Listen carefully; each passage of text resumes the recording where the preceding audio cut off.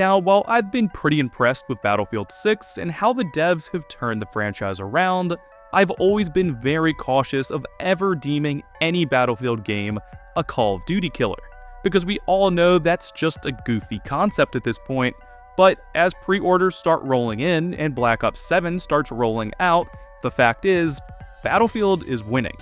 Like, Battlefield is winning in ways I never even thought were possible, causing COD to backpedal, audiences to shift, and Battlefield fans to finally get their moment in the sun.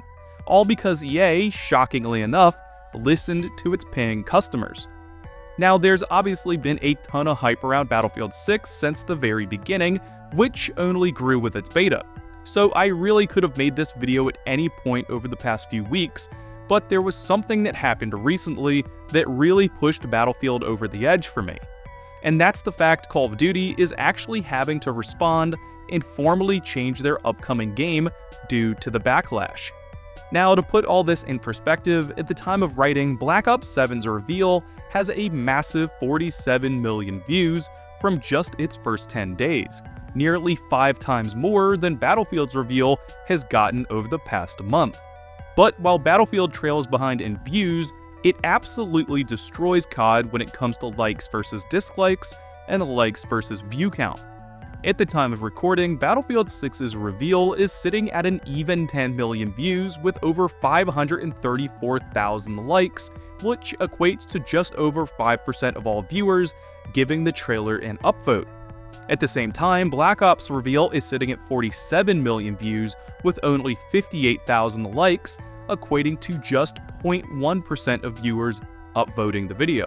However, Call of Duty also features almost 30 times more dislikes than Battlefield, with a like-to-dislike ratio that skews 86% towards dislikes, while Battlefield skews 96% in the other direction.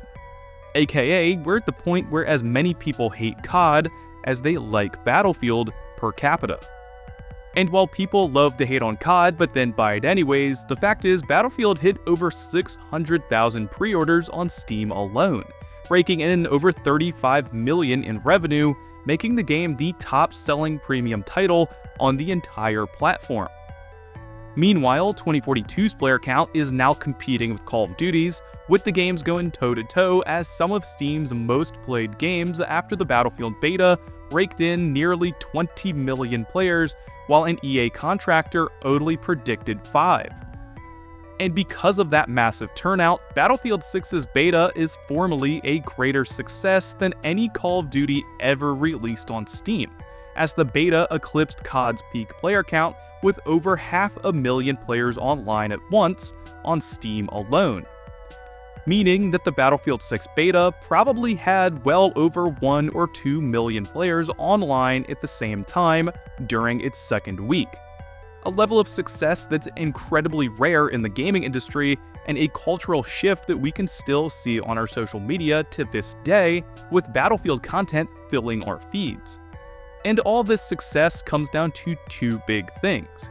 Number 1, EA is listening to its fans as it looks to return to a more boots-on-the-ground style of military shooter with reduced movement, amplified destruction, and a full single-player narrative.